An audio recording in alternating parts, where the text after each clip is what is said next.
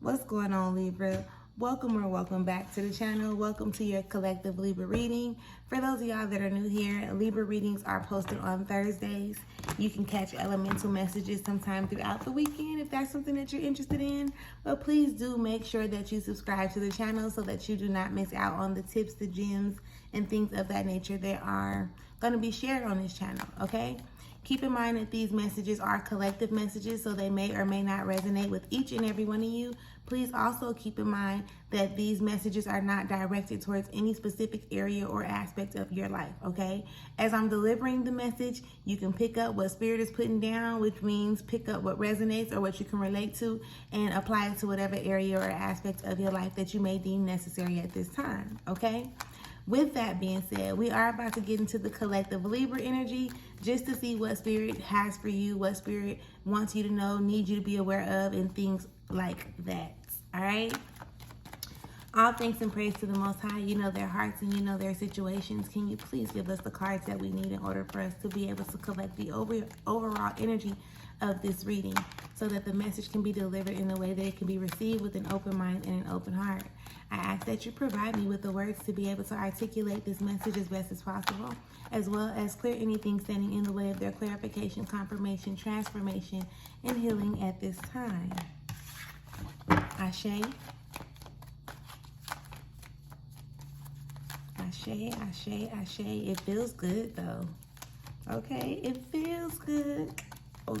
Yeah, it feels good.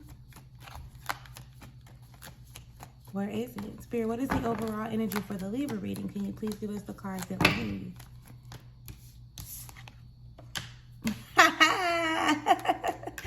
My bad. It feels good. Boot, boot, yes. Okay, see what I mean? Energy, energy, energy, energy. Energy all over me, okay? The energy overall for y'all reading today, Libra, is going to be joy, okay? Tap into it. I don't know if it's music that helps you tap into this energy. I don't know if it's taking yourself on a date. I don't know if it's reading, sleeping, cleaning, playing, dancing, whatever. But make sure you are tapping into a joyous energy, okay? A joyous energy, having joyful experiences and things of that nature. Spirit, can we please get the cards that we need out of this deck in order for this message to be able to be received with an open mind and an open heart at this time? Okay? How, I'm like, it feels good though, right? And then the cards come out, boom, that one's by itself. I picked that one up and that one says joy.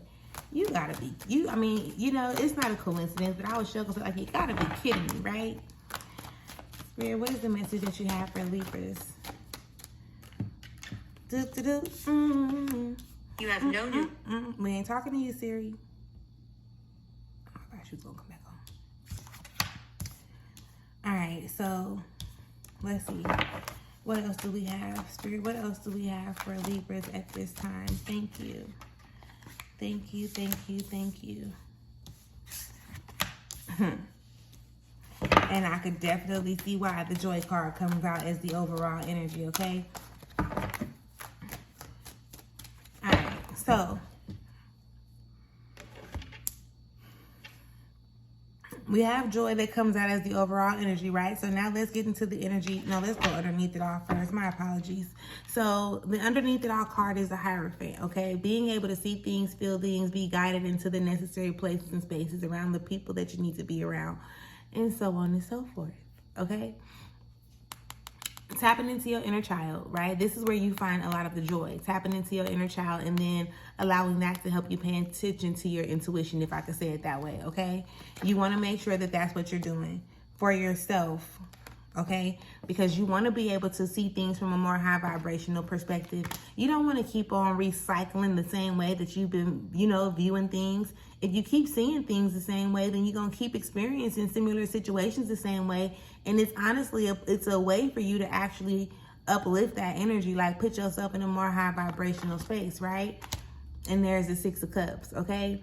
The Six of Cups talks about pleasure, feeling good, like raising your vibration. There's one cup here, then there's two cups there, then there's three cups there. So it's really giving the energy of like, as you move forward, you'll slowly but continuously keep on like elevating into that joyful place, okay?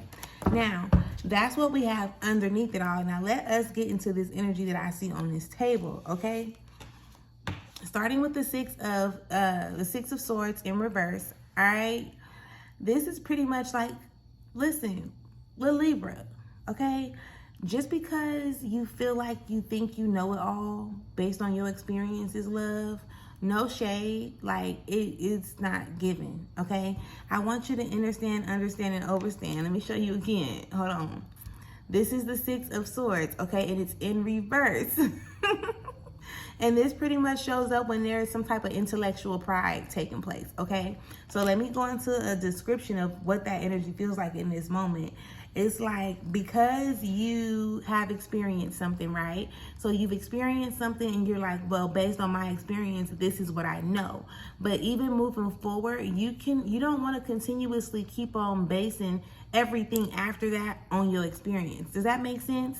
I know that you would think it's safe to do so, but let me be the one to tell you, if you've never heard it before, that nothing ever happens the exact same way twice, regardless of what it is. So moving forward, although you may tap into a particular energy and that energy triggers something in you that makes that past moment pop up, they're not necessarily the same, right? They make you feel the same way or a similar way, but those two situations, circumstances, events, or whatever, people, they're not exactly the same, okay? So you don't want to get so caught up in comparing this to that. Do you understand what I'm explaining? Or this to that. You don't want to get so caught up in comparing like what's in the now to something that happens in the past or whatever the case may be. When you do that, okay, with this Three of Swords showing up, that is definitely what plays a major part in you feeling the way that you feel, right? Like, you thinking the way that you think, it brings forth a feeling, okay? And I'm quite sure we've discussed this before. But you thinking the way that you think, it's like the thoughts that bring the feeling, which bring the results, or the thoughts that bring the feeling, which bring the actions, which bring the results, if I can explain it like that. And for some odd reason, sweetheart, you're having fun with the destructive thoughts, okay? We don't want this. You letting your thoughts and you letting shit pull you every which way possible.